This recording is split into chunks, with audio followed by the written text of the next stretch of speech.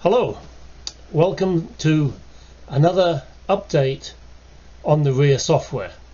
So today what I thought I would do is to show you some work that we've been doing in the last couple of months to implement the Glover-Rowe parameter as in accordance with the NCHRP report 959. So we're going to do this in the RHEA software, and I'll show you these two concepts that have been developed for looking at firstly the Glover-Rowe parameter at the conditions recommended by Charles Glover, and then the Glover-Rowe parameter at the conditions developed by Tran and Don Christensen as part of NCHRP 959. So we're going to start up RHEA. This is the RHEA software, and on my screen here I have 6 data files that represent polymer modified binders, a couple of conventional binders, and I'm going to read these in and just show you an example of how this is calculated using the software. So here we go. I'm going to do File, Open a data file, and I'm going to go to my desktop location when this comes up with the selection option. So going to desktop here, and these are the files that I have on my desktop. Some of these names might be familiar. I have a file here which is identified by AAK PAV and AAM PAV. These are two of the sharp research binders that were used, and I'm going to start off by using AAK and show you what happens when we read that binder into the software. So this is the view that we see when we read the binder data into the software. Now it automatically will produce a master curve, but just to explain what I have from here, I have some BBR data which has been converted to dynamic data, and I also have the dynamic data set. I can go in to these various tabs and basically look at the different master curves that have been produced. So this is the master curve of G star and phase angle. Now I want to go and extract the Glover-Rowe data, and there's a couple of ways I can do this. First of all, if we hit this other data tab and I hit the hammer button, this will show the 2 lines for the Glover-Rowe parameter with the computed value for this data set. Now this is at 0.005 radians a second. But what this also tells you, let me just enlarge that to full screen again, is sitting over here in part of the output is the Glover-Rowe calculated at 10 radians per second for the same temperatures in the that are given in the NCHRP report. So this is the temperature, this is the phase angle, and this is the Glover-Rowe calculated number. So this data is sitting here. Further down in the file are things like the Pavel-Chris number, and just above this is the standard Glover-Rowe calculated using 0.005 radians a second. Now I can copy this data to a clipboard and basically paste it into an Excel spreadsheet and start to do graphing with this. And I've done this for a number of examples already, and I will bring this up onto the screen and just show you what we have. This is the spreadsheet tab opened up. You can see this is binder AAK PAV by the label, and this is a black space representation. The blue and the red lines are the traditional 180 and 600 limits for the standard Glover-Rowe parameters, and these are the modified Glover-Rowe conditions. And I've set this spreadsheet up that I can just paste into these cells different representations. So in this cell here I paste the information that I developed by pressing that hammer. Here I paste the black space information in, and here I paste the lookup information from our wizard tool, and that gives me these different data sets. The hammer information gives me these data points here, and I've just set up this little space here to calculate the G star from the phase angle and the Glover-Rowe parameter in kilopascals. The data here is the black space, which comes from these two columns here, and the gray and the red point is basically the Glover-Rowe calculated at 10 radians per second versus the Glover-Rowe calculated at 0.005 radians a second. When Charles Glover did this work originally, the suggestion is that there's a equivalency between 0.005 and 15 and 10 radians and 44.7 degrees C.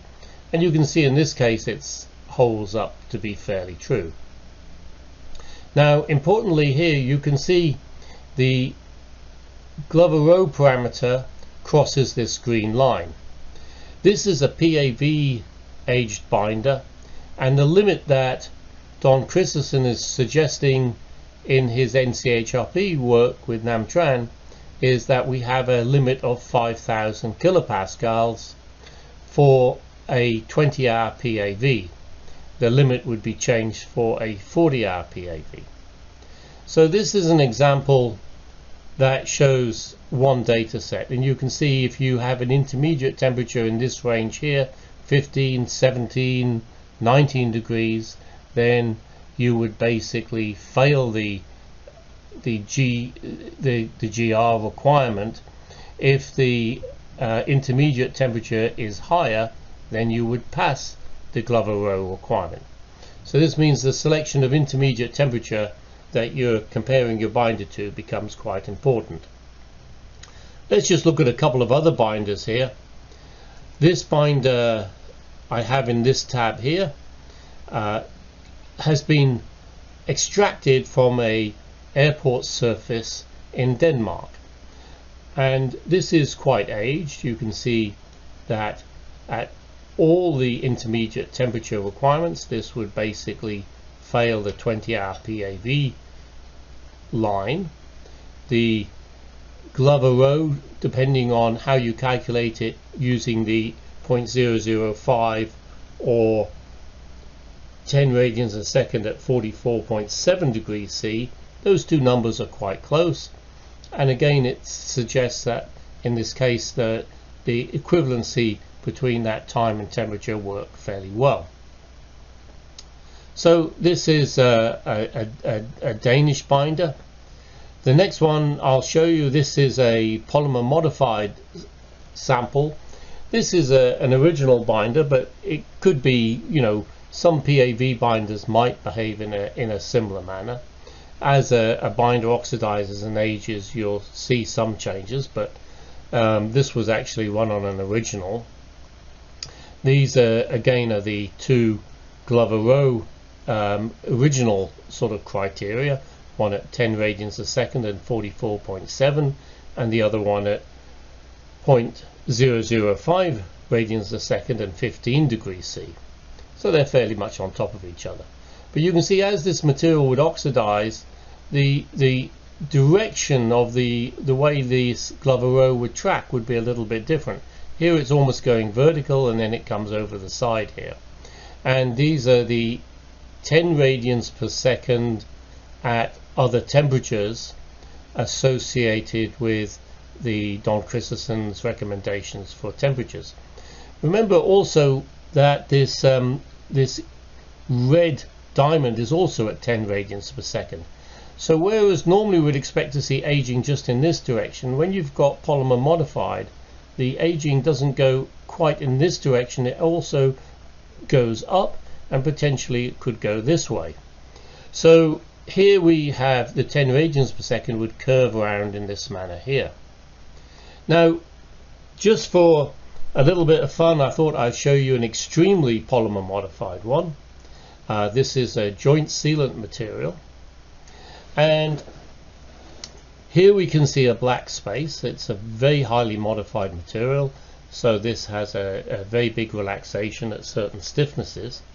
These are the Glover-Rowe requirements calculated at the 10 radians per second and 44.7 degrees and 0.005 radians and 15 degrees C. So the idea here is that these were supposed to be equivalent.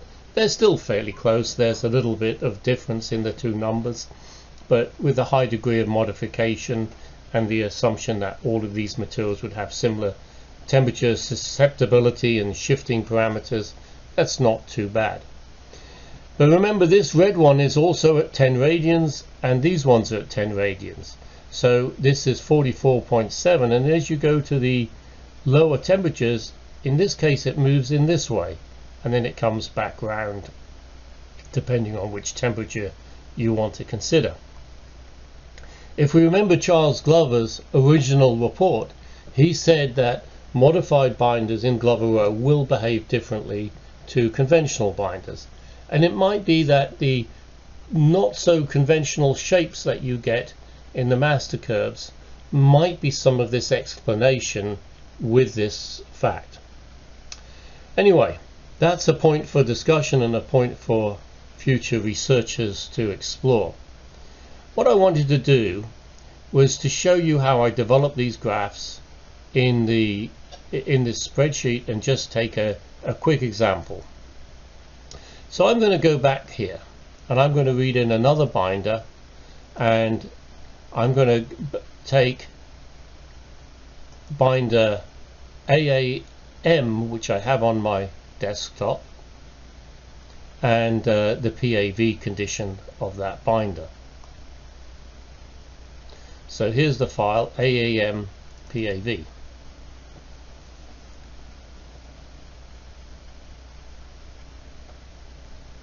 And you can see again we have a series of isotherms, and like I typically do, this is bending beam rheometer data converted to dynamic data. If I go here, I can see the different master curves in the same way as I did before, and you know, you can look at viscosity master curves, black space, modulus and phase angle, G prime, G double prime. I've set up a blank sheet here for pasting in my information, and this is the conversion to G from the Glover-Rowe in the way that it's captured in the data file. So what I do here very simply is I go to this other data tab and I can hit the hammer key. When I hit that hammer key, it computes the Glover-Rowe in the standard conditions, and it also computes the Glover-Rowe, the modified Glover-Rowe, according to the NCHRP conditions at 10 radians per second. I'm going to hit the copy to clipboard, move on to this spreadsheet, and where I've got the word hammer, I'm going to just paste it in.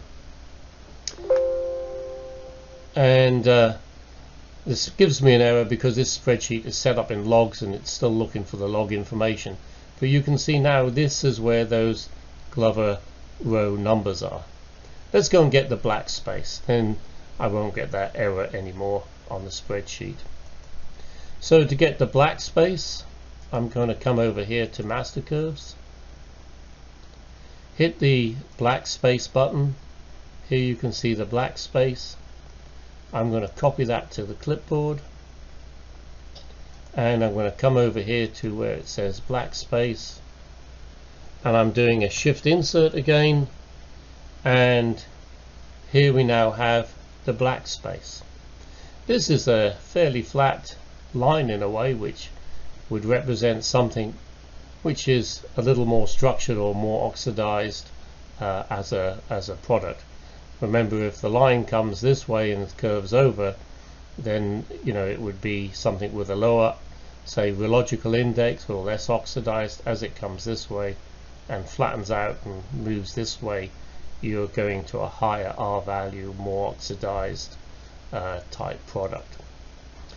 Now, next I want to go and get the other information, and the way I do that is I'm going to hit my other data tab, and I want to get the other information at 44.7 degrees, which was Charles Glover's original data